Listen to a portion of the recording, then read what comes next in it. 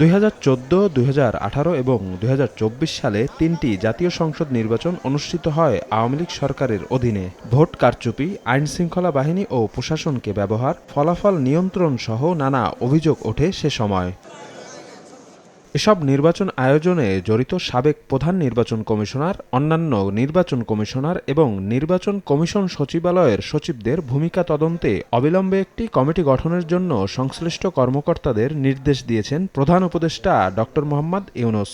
সোমবার রাষ্ট্রীয় অতিথি ভবন যমুনায় জাতীয় ঐকমত্য কমিশনের এক বৈঠকে এ সংক্রান্ত আলোচনা শেষে এ নির্দেশ দেন তিনি, যা নিয়ে পরে গণমাধ্যমে সংবাদ বিজ্ঞপ্তি পাঠায় প্রধান উপদেষ্টার প্রেস উইং।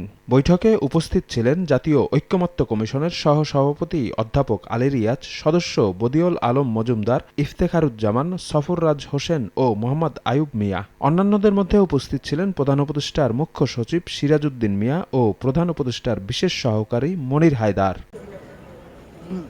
অতীতের 3টি বিতর্কিত নির্বাচন আয়োজনে সরকারি কর্মকর্তাদের ভূমিকা তদন্ত ও জবাবদিহিতার আওতায় আনা প্রয়োজন বলে সব রাজনৈতিক দল একমত হয়েছে বলেও বৈঠকে জানান নির্বাচন সংস্কার কমিশন প্রধান বদিউল আলম মজুমদার। শফিক মুন্সী, সময় সংবাদ, ঢাকা।